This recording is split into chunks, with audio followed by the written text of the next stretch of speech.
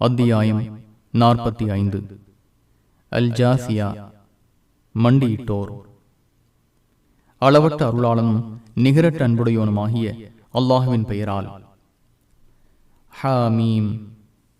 இது மிகைத்தவனும் ஞானமிக்கோனுமாகிய அல்லாஹ்விடமிருந்து அருளப்பட்ட வேதம். நம்பிக்கை கொள்வோருக்கு வானங்களிலும் பூமியிலும் பல சான்றுகள் உள்ளன. உங்களை படைத்திருப்பதிலும் ஏனைய உயிரினத்தை பரவ செய்திருப்பதிலும் உறுதியாக நம்பும் சமுதாயத்திற்கு பல சான்றுகள் உள்ளன. இரவு பகல் மாறி மாறி வருவதிலும், வானிலிருந்து அல்லாஹ் மழை செல்வத்தை இறக்கியதிலும், பூமி வறண்ட பின் அதன் மூலம் அதற்கு உயிர் ஊட்டுவதிலும், காற்றுகளை திருப்பி விடுவதிலும் விளங்கும் சமுதாயத்திற்கு பல சான்றுகள் உள்ளன. முஹம்மதே, இவை அல்லாஹுவின் வசனங்கள். இதை உண்மையுடன் உமக்கு கூறுகிறோம். அல்லாஹுக்கும் அவனது வசனங்களுக்கும் பிறகு வேறு எந்த செய்தியை தான் அவர்கள் நம்புவார்கள்? இட்டு கட்டும் ஒவ்வொரு பாவிக்கும் கேடுதான். தன் மீது கூறப்படும் அல்லாஹுவின் வசனங்களை செவியுற்றான்.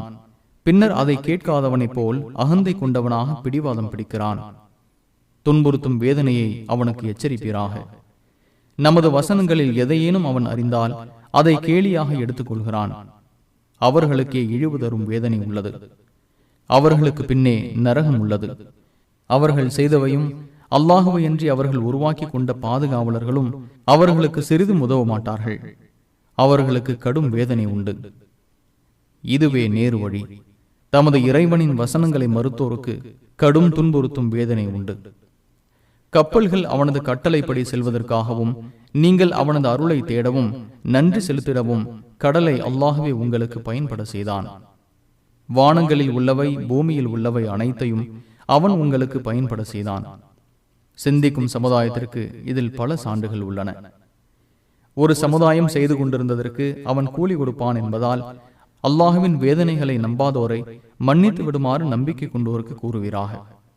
யாரேனும் நல்லறம் செய்தால் அது அவருக்கே நல்லது. யாரேனும் தீமை செய்தால் அது அவருக்கே எதிரானது. பின்னர் உங்கள் இறைவனிடம் திரும்ப கொண்டு வரப்படுவீர்கள். இஸ்ராயலின் மக்களுக்கு வேதத்தையும் அதிகாரத்தையும் நபி எனும் தகுதியையும் அளித்தோம். தூய்மையானவற்றை அவர்களுக்கு வழங்கினோம். அகிலத்தாரை விட அவர்களை சிறப்பித்தோம். இம்மார்க்கம் பற்றி பல சான்றுகளையும் அவர்களுக்கு வழங்கினோம். அவர்களுக்கு அறிவு வந்த பின்னரே அவர்கள் தமக்கிடையே ஏற்பட்ட பொறாமை காரணமாக முரண்பட்டனர். உமது இறைவன் கியாமத் நாளில் அவர்கள் முரண்பட்டதில் தீர்ப்பளிப்பான். முஹம்மதே, பின்னர் இம்மார்க்கத்தில் உம்மை ஒரு வழிமுறையில் அமைத்தோம். எனவே அதை பின்பற்றுவீராக. அறியாதோரின் மனோ இச்சைகளை பின்பற்றாதீர். அவர்கள் அல்லாஹுவை விட்டும் சிறிதும் உம்மை காப்பாற்ற மாட்டார்கள். அநீதி இழைத்தோர் ஒருவர் மற்றவருக்கு உற்ற நண்பர்கள். தன்னை அஞ்சியோருக்கு அல்லாஹ் பொறுப்பாளன். இவை மனிதர்களுக்கு தெளிவான சான்றுகள். உறுதியாக நம்பும் சமுதாயத்திற்கு நேரு வழியும் அருளுமாகும். நம்பிக்கை கொண்டு நல்லறங்கள் செய்தோரை போல் இவர்களையும் ஆக்குவோம் என்று குற்றம் புரிந்தோர் நினைக்கின்றார்களா? இவர்கள் வாழ்வதும் மரணிப்பதும் சமமானதே. இவர்கள் அளிக்கும் தீர்ப்பு மிகவும் கெட்டது. வானங்களையும் பூமியையும் தக்க காரணத்துடனே அல்லாஹ் படைத்தான். ஒவ்வொருவரும் தாம் செய்ததற்கு கூலி கொடுக்கப்படுவார்கள். அவர்கள் அநீதி இழைக்கப்பட மாட்டார்கள். தனது மனோ இச்சையை தனது கடவுளாக்கி கொண்டவனை பார்த்தீரா? தெரிந்தே அவனை அல்லாஹ் வழிகெடுத்தான். அவனது செவியிலும் உள்ளத்திலும் முத்திரையிட்டான். அவனது பார்வையின் மீது மூடியை அமைத்தான். அல்லாஹுவுக்கு பின் அவனுக்கு வழிகாட்டுபவன் யார்? நீங்கள் சிந்திக்க மாட்டீர்களா? நமது இவ்வுலக வாழ்வை தவிர வேறு இல்லை. மரணிக்கிறோம், வாழ்கிறோம். காலத்தை தவிர வேறு எதுவும் எங்களை அழிப்பதில்லை என கூறுகின்றனர். அவர்களுக்கு இது பற்றி எந்த அறிவும் இல்லை. அவர்கள் யூகம் செய்வோரை தவிர வேறில்லை. நமது தெளிவான வசனங்கள் அவர்களுக்கு கூறப்பட்டால், நீங்கள் உண்மையாளர்களாக இருந்தால் எங்கள் முன்னோர்களை கொண்டு வாருங்கள் என்று கூறுவதை தவிர வேறு எதுவும் அவர்களது ஆதாரமாக இருப்பதில்லை. அல்லாஹ்வே உங்களை வாழ செய்கிறான். பின்னர் உங்களை மரணிக்க செய்கிறான். பின்னர் சந்தேகம் சிறிதும் இல்லாத கியாமத் நாளில் உங்களை ஒன்று சேர்ப்பான் என்று கூறுவீராக. எனினும் மனிதர்களில் அதிகமானோர் அறிய மாட்டார்கள். வானங்கள் மற்றும் பூமியின் அதிகாரம் அல்லாஹுவுக்கே உரியது. யுக முடிவு நேரம் ஏற்படும் நாள், அந்நாளில் தான் வீணர்கள் இழப்பை அடைவார்கள். ஒவ்வொரு சமுதாயத்தையும் மண்டியிட்டவர்களாக நீர் காண்பீர். ஒவ்வொரு சமுதாயமும் தனது பதிவு புத்தகத்தை நோக்கி அழைக்கப்படும். நீங்கள் செய்து கொண்டிருந்ததற்கு இன்று கூலி கொடுக்கப்படுவீர்கள்.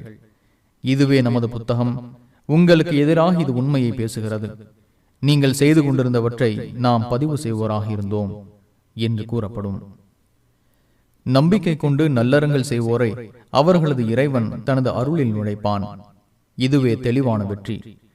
ஏக இறைவனை மறுப்போரிடம், எனது வசனங்கள் உங்களுக்கு கூறப்படவில்லையா, அகந்தை கொண்டீர்கள், குற்றம் புரிந்த கூட்டமாக இருந்தீர்கள் என்று கூறப்படும். அல்லாஹுவின் வாக்கு உண்மையானது.